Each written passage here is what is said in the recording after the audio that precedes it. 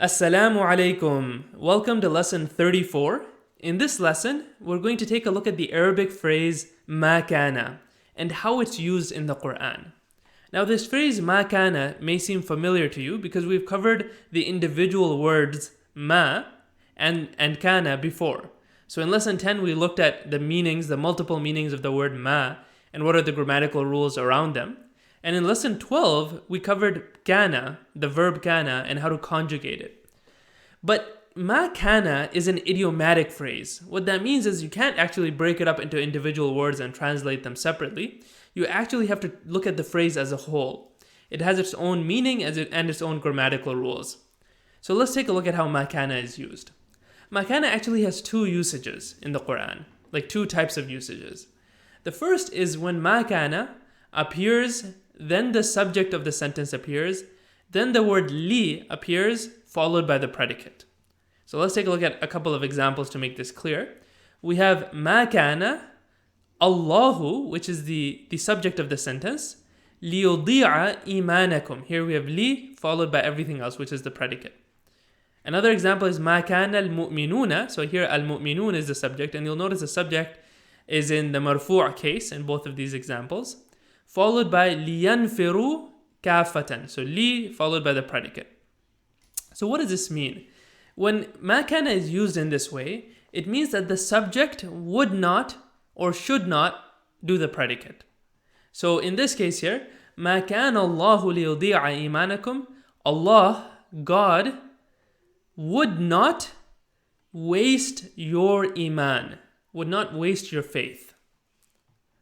Or in this sentence here, ma kana al-mu'minuna liyanfiru kafatan. The believers, al-mu'minun, in this case should not, liyanfiru, go all out together. Okay, and there's a specific context which is being referred to in the rest of the ayah, but here I'm just translating, this relevant part of the ayah here. Okay, so it can mean should not or would not, and you have to look at kind of the context of the sentence to understand which of these meanings it has. A different way to translate this is it is not for the subject to do the predicate, and this is a very common translation. So it is not for God to waste your faith. Okay? So here what do we have? We have ma kana followed by the subject, followed by li, followed by the predicate. Now another very similar usage is when you have the phrase ma kana li all together. So previously we had ma kana followed by the subject followed by li, but you can actually have ma kana followed by li, and then you have a pronoun or noun suffix that's added to li.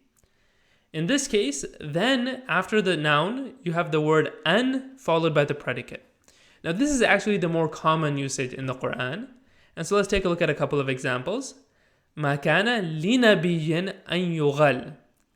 It is not for a nabi, for a prophet, to deceive. Okay, so just to kind of jump to the translation here, the translation is actually exactly the same as what we saw before.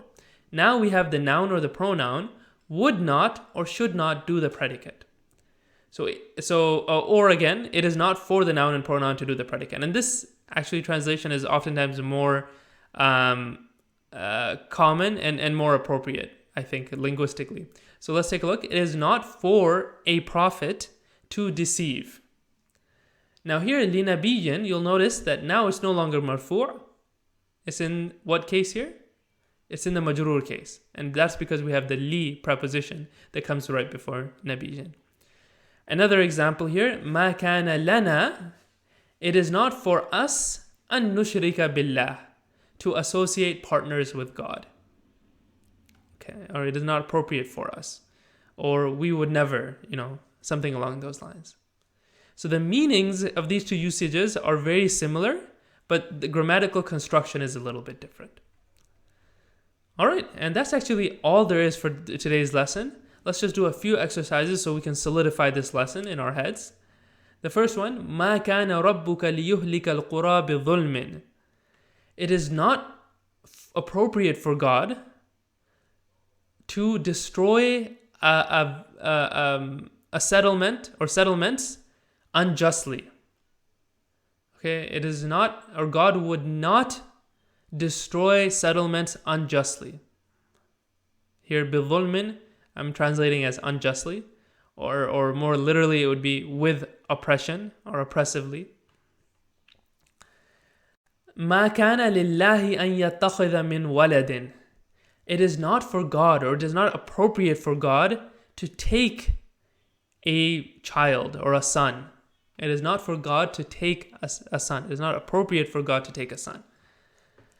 مَا كَانَ لَهُمْ أَن يَدْخُلُوهَا. Here it could mean you should not enter it, or it would not be appropriate for you to enter it.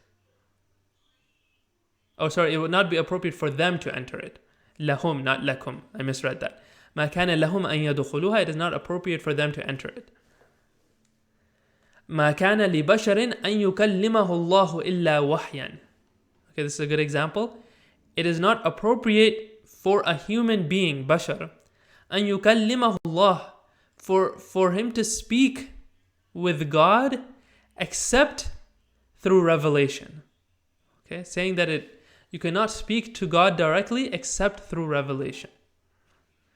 Alright, and with those 4 examples, we'll go ahead and end today's lesson. Jazakallahu khair, thank you for listening, and we'll see you next time inshallah.